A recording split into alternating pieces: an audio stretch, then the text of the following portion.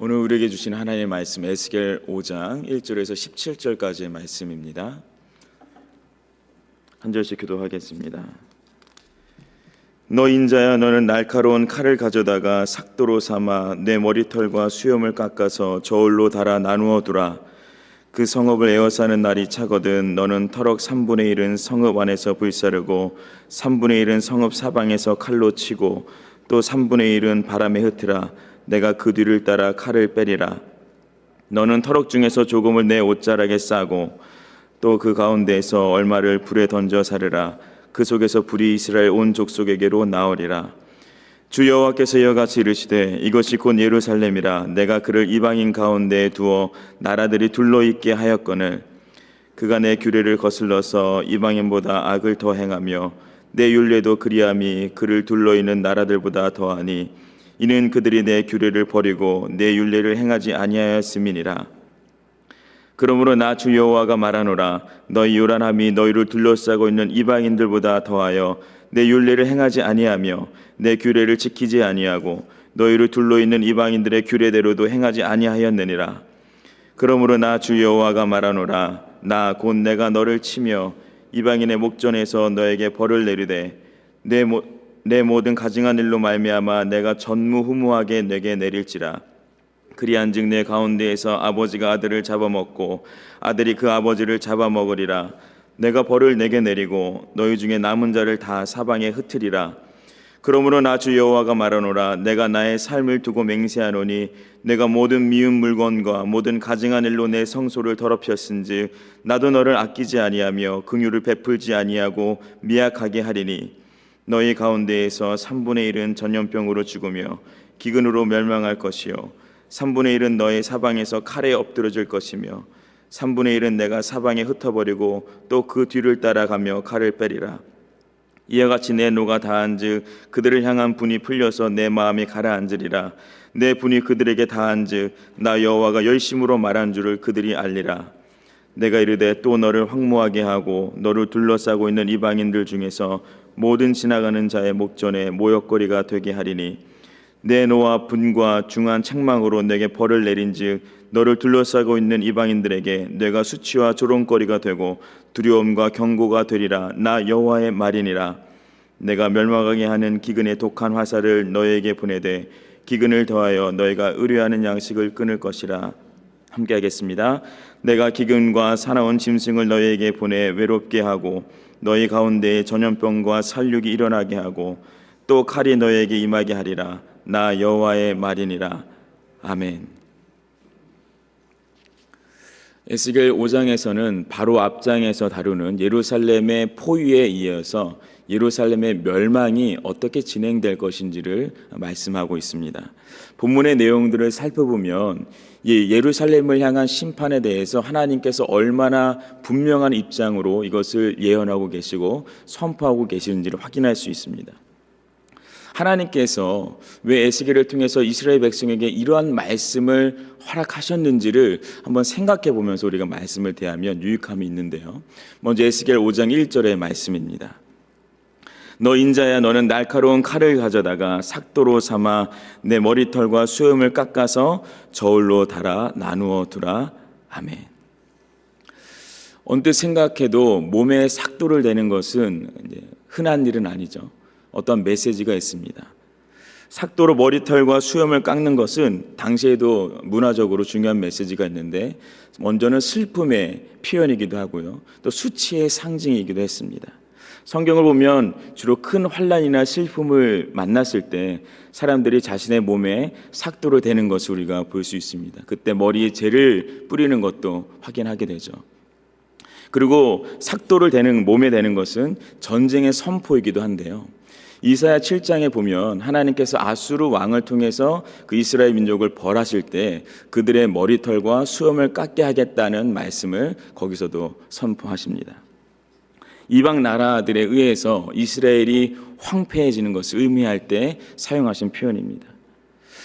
이렇게 삭도를 가지고 머리털과 수염을 가진 이스라엘에게 에스겔에게 내려진 명령이 이제 2절에 이어지는데요.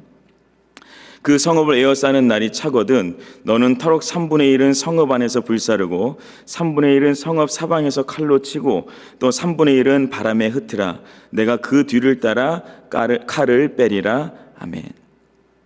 이스라엘을 심판하실 방법에 대해서 이제 말씀하고 있습니다.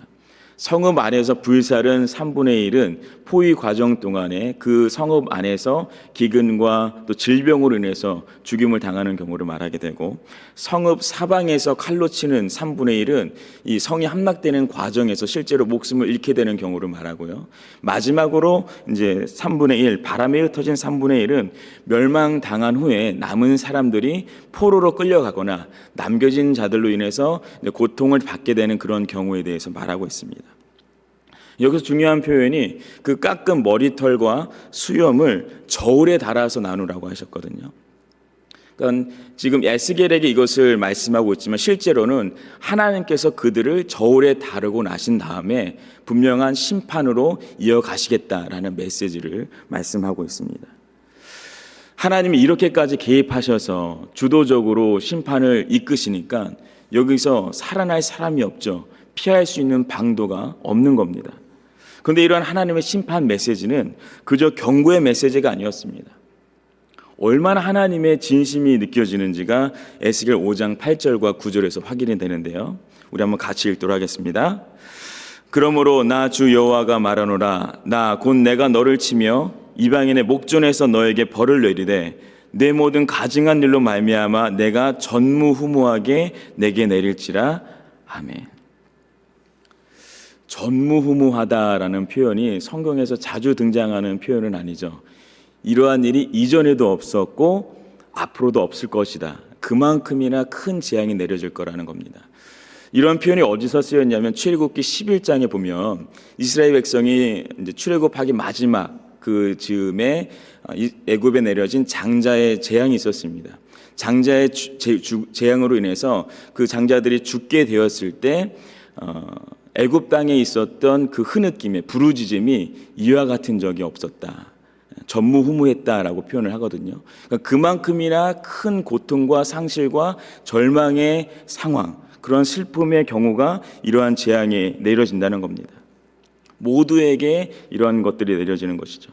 하나님께서 이스라엘 백성을 심판하는 일에 몰두하고 계시다.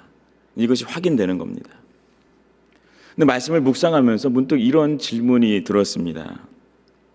정말 하나님의 관심이, 하나님의 진심이 이스라엘 백성의 심판에만 있는 걸까요? 과연 무엇으로 인해서 이스라엘, 이 예루살렘이 멸망당하는 것에 이토록 하나님의 관심이 집중된 걸까요? 에스겔 5장 11절에 보면 이런 말씀이 있습니다. 여기서 그 단서를 찾을 수 있는데요. 그러므로 나 주 여호와가 말하노라.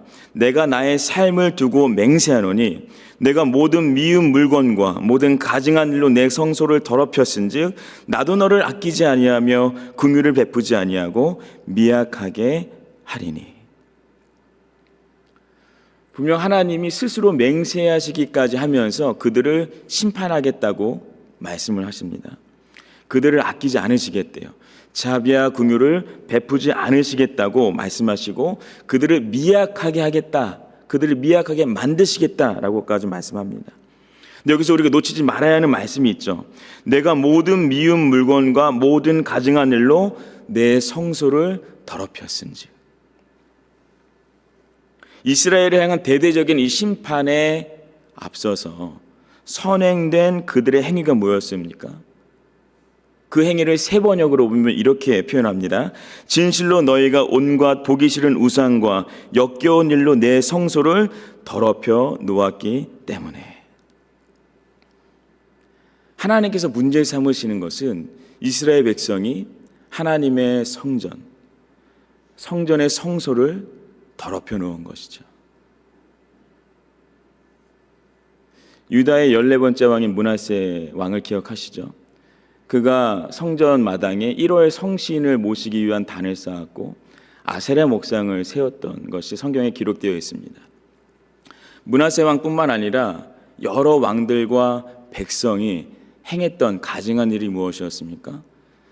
시돈의 여신 아스라돗, 우상을 세웠고 또 암몬의 밀곰, 또 모압의 그모스와 같은 신상들을 성전에다 세운 겁니다. 그리고 그것을 숭배하는 일들을 행했죠. 온갖 방탕하고 추한 일들을 성전과 성소에서 행했습니다.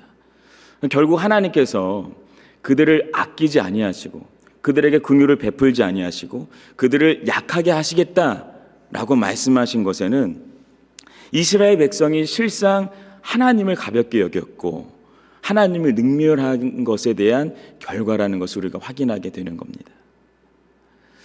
레위기 17장에서 26장까지의 말씀을 우리가 성결법전이라고 보통 이제 표현하는데요. 이스라엘 백성이 하나님의 택한 백성으로서 어떻게 거룩한 하나님을 따라서 구별된 삶을 이 땅에서 살아갈지에 대해서 상세하게 율법으로 정해놓은 내용들을 거기에 기록하고 있습니다. 결혼하는 것에 대해서나 윤리, 도덕, 그리고 아주 구체적인 삶의 내용들을 율법으로 정해놔서 하나님의 백성이라면 마땅히 그것을 따라야 한다라는 명령을 내리시는 것이죠. 이러한 규정을 법으로 정하셔서 꼭 지키시길 원하셨던 게 하나님의 마음이었고 하나님의 관심이었습니다. 그런데 정작 이스라엘 백성이 그동안 축적해 놓은 삶은 어떤 삶이었어요? 하나님 관심 밖의 삶이었던 겁니다. 말씀을 대하면서 하나님의 관심과 이스라엘 백성의 관심이 서로 어긋난 결과가 얼마나 큰 마지막을 초래했는지를 확인하게 됩니다. 하나님은 그분의 백성이 하나님의 전에서 참신이신 여호와를 경외하기 원하셨습니다. 하나님께만 영광 올려드리며 하나님께 헌신하기 원하셨습니다. 하나님이 거룩하신 것처럼 그분의 백성도 구별된 자로 살아가기를 원하셨습니다. 하나님을 존중히 여기는 자들을 하나님도 역시나 존중히 여기기를 원하셨습니다. 그러나 이스라엘 백성의 관심은 아주 달랐습니다. 하나님께서 그 민족을 열방의 한가운데 세워주셨지만 그들은 주변 나라들을 기웃거렸고 하나님이 아닌 다른 것들에 더 관심을 많이 기울였습니다. 그리고 결국 이 모든 일이 반복되었고 누적되었기 때문에 하나님의 최종 입장이 에스겔 5장 13절에 이렇게 다루어집니다. 이와 같이 내 노가 다한즉 그들을 향한 분이 풀려서 내 마음이 가라앉으리라. 내 분이 그들에게 다한즉 나 여호와가 열심으로 말한 줄을 그들이 알리라. 아멘. 하나님께 더 이상 관심 갖지 않고 몰두하지 않는 것에 그 자녀들에게 하나님은 열심으로 그들을 심판하시겠다 말씀합니다. 약속하십니다. 그리고 기필코 이 재앙의 원인과 목적이 무엇인지를 그들로 하여금 알게 하시겠다라고 하나님의 노를 바라십니다. 이스라엘 백성과 우리의 삶을 비교했을 때 발견되는 하나의 공통점과 하나의 차이점이 있습니다. 먼저 공통점은 우리도 그들과 같이 하나님의 관심을 떠나 다른 것에 관심 갖고 몰두할 때가 있다는 겁니다. 때로는 그게 한눈 파는 건지도 모를 정도로 열중하고 집착하면서 시간과 건강과 재정과 에너지를 아끼지 않을 때가 있습니다. 온 힘을 다해서 하나님의 관심 밖에 있는 일들에 찾아서 집중하는 겁니다. 이스라엘 백성과 우리가 크게 다르지 않은 이유입니다. 그렇다면 차이점은 무엇일까요? 우리에게는 아직 회개하고 돌이킬 기회가 있습니다. 멈추고 돌아설 기회가 있습니다. 자복하고 뉘우칠 기회가 있다는 겁니다.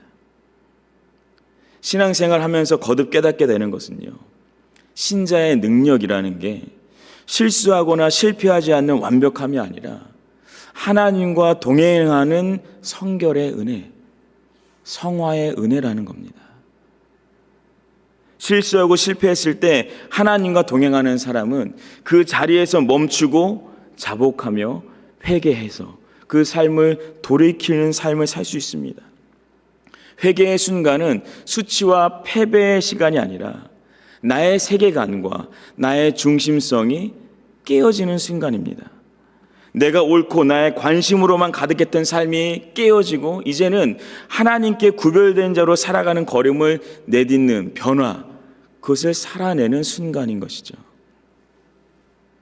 우리에게 이러한 일들이 어떻게 가능하게 됐을까요? 오늘 말씀에서는 이스라엘 백성을 심판하기 위해서 여호와께서 열심으로 말씀하시고 일하신다 하셨는데요. 이러한 동일한 열심이 우리에게 어떻게 은혜로 허락되는지가 이사야 9장 7절에 이렇게 되어 있습니다. 그 정사와 평강에 더함이 무궁하며 또 다윗의 왕자와 그의 나라에 군림하여 그 나라를 굳게 세우고 지금 이후로 영원히 정의와 공의로 그것을 보존하실 것이라. 만군의 여호와의 열심이 이를 이루시리라. 아멘. 우리를 기필코 하나님의 온전한 자녀로 살아가게 하시려는 하나님의 열심으로 인해서 예수 그리스도께서 이 땅에 오셨고 우리의 구원자가 되셨습니다. 그리고 이제는 예수 그리스도 안에 있는 자에게 결코 정죄함이 없는 하나님의 자녀로 살아가는 은혜의 길을 열어주셨습니다. 우리의 영원한 대제사장이 되어주신 겁니다. 때문에 우리는 오늘도 하나님의 관심을 벗어난 자가 아니라 하나님의 관심이 향하는 경로를 벗어나지 않도록 주님께 간구해야 합니다. 우리의 구원자이시자 주님이신 예수 그리스도께서는 우리의 모든 연약함을 채울하실 뿐만 아니라 우리를 동정하시는 뿐만 아니라 죄가 없으신 분이기 때문입니다. 나의 편안과 익숙함이 아니라 하나님의 시선과 마음을 놓치지 말아야 하겠습니다. 고린도후서 7장 1절에 이런 말씀이 있습니다. 그런즉 사랑하는 자들아, 이 약속을 가진 우리는 하나님을 두려워하는 가운데서 거룩함을 온전히 이루어 영과 육의 온갖 더러운 것에서 자신을 깨끗하게 지키자. 오늘 우리가 거하는 삶의 자리들 속에서 하나님을 두려워하는 가운데 구별됨을 온전히 이루어 가기 원합니다. 주님이 기뻐하시는 일에 우리의 걸음이 향하고 우리의 삶을 통해서 하나님의 통치가 드러나기를 소망합니다.